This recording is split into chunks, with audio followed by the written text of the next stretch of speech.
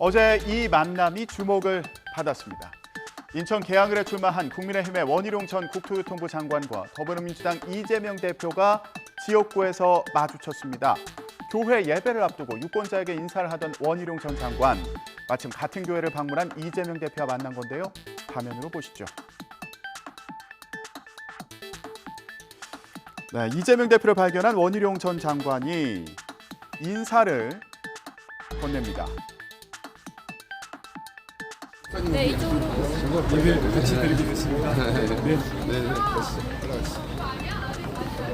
네, 이재명 대표는 웃음으로 대답하고 교회로 들어가는데요.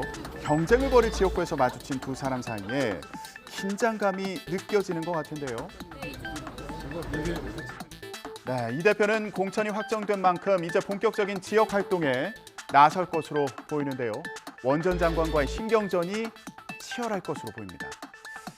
자, 이런 가운데 민주당을 탈당한 김영주 국회 부의장이 오늘 국민의힘에 입당하죠. 이재명 대표는 김영주 부의장이 공천심사 과정에서 채용 비리를 소명하지 못했다고 주장했는데요. 그러자 김 부의장은 반박 기자회견을 열었습니다. 2014년 채용 비리 보도가 나온 적은 있지만 경찰이나 검찰에서 수사받은 적도 없고 자신과는 아무 연관이 없는 사건이라고 강조했습니다. 들어보시죠. 21대 4년 평가를 마치 내가 채용 비리 소명을 못한 것 같이 이렇게 이재명 대표가 얘기를 하셨고, 그럼에도 불구하고 저는 소명을 했습니다. 당에서 어떻게 된 거냐? 그래서 제가 말씀드린 대로 여기에 대해서는 나는 경찰 조사 받은 적도 없고 검찰 수사 받은 적도 없고 그래서 여기에 대해서는 아무 연관이 없다 해서 그걸 보냈는데 소명이 되지 않아서 빵점 처리를 했다고 오늘 다시 저를 소환했습니다. 그 정성평가는 21대 4년 평가입니다. 설사 내가 그런 일이 없다고 말씀 아까 드렸지만 설사 있었어도 19대 20대에 일어났던 일을 지금에 와서 마치 내가 채용 비리가 있어 빵점 줬다 하는, 저는 이재명 대표님의 참 마음이 다급하시다 하는 걸 반복해서 말씀을 드리고요. 한동훈 비대위원장은 이재명 대표야말로 마이너스 200점일 거라면서 비판했습니다. 한 위원장의 말을 들어보시죠. 김영주 의원이 발의한 법안과 의정의 활동에 숫자가 있을 겁니다. 그렇죠? 국회 부의장은 또 게다가 바빠요. 그럼에도 불구하고 그 4년 내 그것과 이재명 대표의 국회 활동을 비교해 봐 주십시오. 혹시 민주당에는 점수가 마이너스도 있나요? 김영주가 0점이면 혹시 이재명은 마이너스 한 200점쯤 되나요? 이재명 대표가 어떤 의미 있는 법안을 발의했다든가 의미 있는 법안 관련 연설을 한 게 있습니까? 상임위에서 활동한 게 있습니까? 저는 아닐 거라고 봅니다. 국민의힘과 민주당은 양당의 공천 상황을 두고도 서로 공세를 벌였는데요. 민주당은 김건희 여사 방탄을 위해서 현역 불패 공천을 한 거라면서 국민의힘을 비판했습니다. 들어보시죠.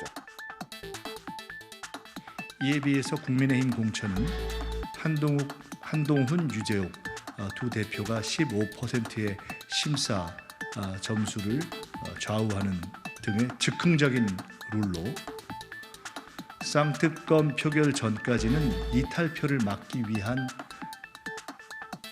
방향을 위주로 해서 결국 현역 그 사람 그대로의 결과가 나왔습니다.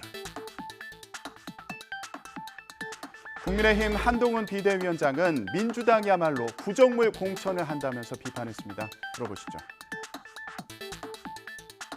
세술의 세부대라고 이재명 대표가 얘기했죠. 그렇죠? 세술이 뭐고 세부대가 뭡니까 도대체?